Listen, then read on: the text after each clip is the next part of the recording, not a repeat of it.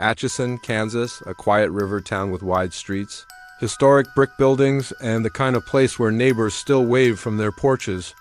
But at the corner of 2nd and N Street sits a house that no one wants to call home for long. A small, unassuming two-story with white siding and peeling paint. It looks ordinary from the outside. But for those who've stepped inside, it's something else entirely. They call it the Sallie house, and they say it's haunted by the spirit of a little girl. That's how it began, at least. The legend starts in the early 1900s. A young girl, Sallie, no more than 6 or 7, was brought to the home, which at the time belonged to a local physician. She had severe abdominal pain, appendicitis. According to the story, the doctor, thinking the appendix might rupture, began surgery on the kitchen table before the anesthesia fully took effect. Sallie screamed until she passed out. She died on that table, terrified and in pain. Her spirit, some believe, never left. It's a compelling story. And it might have stayed just that, a story, if not for what happened nearly a century later. In 1993, Tony and Deborah Pickman moved into the house with their newborn son. They were a young couple, hopeful, happy, and completely unaware of what waited behind those walls.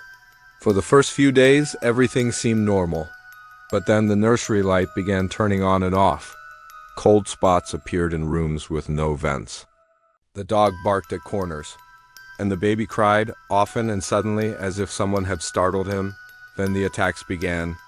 At first, it was just Tony. He'd wake up with scratches across his chest, red marks, fresh and burning. He started having violent nightmares. Objects moved on their own. Electrical items shorted out. One night, he was standing alone in the nursery when he felt a searing pain across his back. Deborah rushed in and found 3 long, bloody scratches trailing down his shoulder blades. Tony became the focus and the target. He began losing time, falling into rages he couldn't explain. Once, while sitting in the living room, he saw the stuffed animals in the nursery fly off the shelf on their own, not fall. Fly. They contacted a psychic who said the entity was a little girl named Sallie. She described a child with dark hair and sad eyes, lost, confused, and clinging to Tony as a father figure. It explained the behavior at first, the scratches, the jealousy, but the events escalated beyond anything a child could explain. Tony was attacked again and again. Scratches, burns, nightmares. He began hearing voices, sometimes whispering his name, sometimes threatening. He claimed the energy in the house turned cold, then furious, then something else altogether. When Deborah became pregnant again, the activity worsened. Lights exploded, walls thudded with invisible impacts. And Tony grew more unstable by the day. The couple fled. They left the house fully furnished, never returning for their belongings. And they weren't alone. Since then, dozens of people, investigators, film crews, paranormal experts, have entered the Sallie house hoping for proof of the afterlife. Many leave with far more than they bargained for. People report being pushed, scratched, burned. Cold spots follow them from room to room. Equipment dies unexpectedly. Batteries drain within minutes. One investigator claimed he was lifted off the ground and thrown into a wall. A visitor saw a little girl in period clothing peeking around a corner, only to find the room empty. The most terrifying part? The house feeds off attention. The more you engage, the more it responds. Some now believe Sallie isn't a child at all. That the child spirit is a mask, a lure for something much darker. Something inhuman. The scratches, the rage, the obsession, all classic signs of demonic infestation.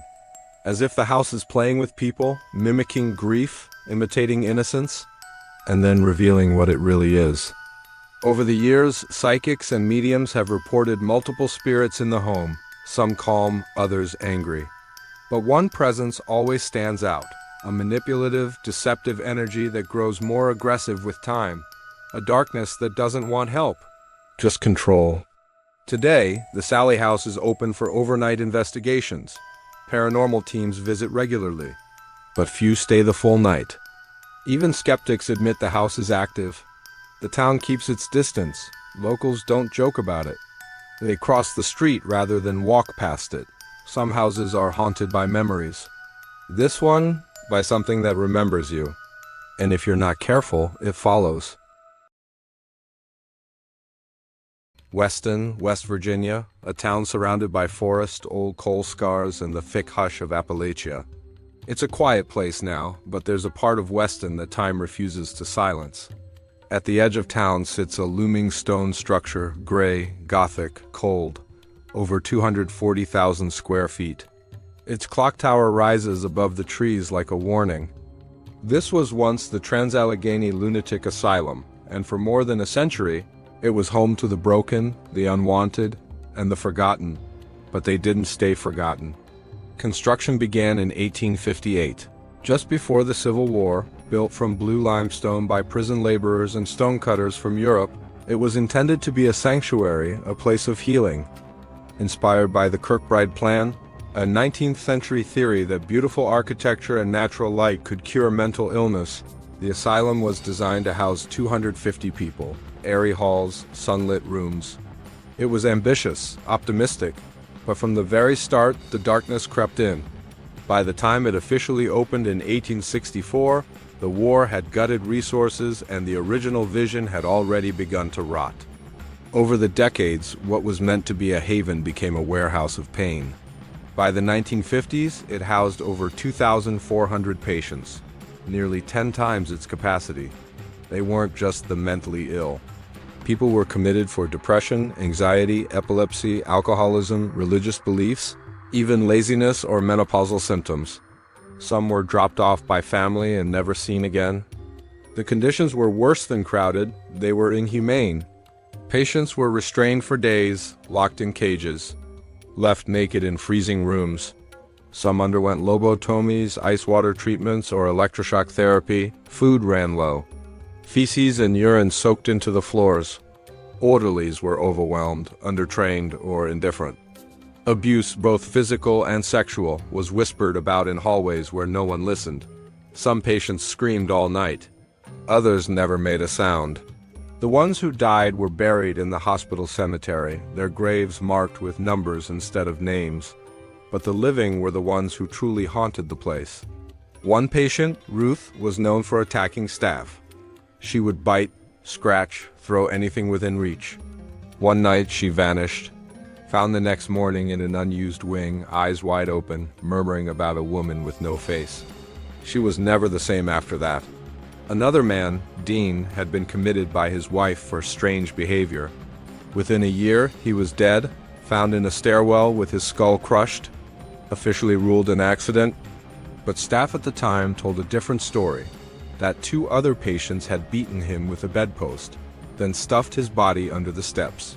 His ghost is still said to pace that hallway, mumbling, and then there's the creeper. Paranormal investigators who visited the asylum over the years describe a non-human shadow, thin, crawling, skittering across walls and ceilings. Not quite a person, not quite an animal, it doesn't speak. It doesn't react, it watches, and sometimes it follows. The asylum officially closed in 1994 after more than 130 years of suffering. The state deemed it inhumane, overcrowded, and unsafe. The last patients were moved out quietly. The building was locked. But something stayed behind. After it was abandoned, urban explorers and ghost hunters began to break in. And what they brought back wasn't just photos. Footsteps in empty halls, doors slamming shut on their own. Cold spots so intense they left frost on glass. Multiple people have passed out on the 4th floor where the most violent patients were kept. Others have reported being scratched, pushed, or having their clothes tugged by unseen hands. EVP's electronic voice phenomena have captured voices whispering, "Help me, get out," and once, "It hurts." In the children's ward, toys are found moved. One ball, left in the center of the hallway, was caught on camera rolling gently back and forth, with no breeze, no draft, no explanation. One of the most active spirits is believed to be Lily, a little girl who allegedly died there in the early 20th century. Some say she was the child of a patient. Others say she was dropped off and forgotten. Her room, decorated with dolls and drawings left by visitors, often grows inexplicably cold. Music boxes play by themselves. Guests have heard soft giggling. And one investigator claimed to hear a child say, "Will you play with me?" even though no one else was in the building. But the worst energy, nearly everyone agrees, clings to the lobotomy recovery rooms. Cold steel beds, crumbling tiles, the smell of rust and mildew. Investigators report overwhelming nausea, sudden headaches, and even hallucinations in that wing. Some feel someone pressing down on their chest. Others hear screaming. One man left and never returned, convinced something had followed him home. Today, the Trans-Allegheny Lunatic Asylum is open for tours, history by day, paranormal investigations by night. But make no mistake, the building is not empty. Whatever pain soaked into those walls, from over a century of neglect, horror, and hopelessness, never left. It lingers. In the air, in the stairwells, in the silence. This place wasn't just haunted by death, it was haunted by suffering. And you can feel it. You don't have to believe in ghosts. Just stand in the middle of that decaying hallway, listen to the wind through the broken windows, and tell yourself it's all in your head, that you're alone, because the ones who died here, they don't believe that.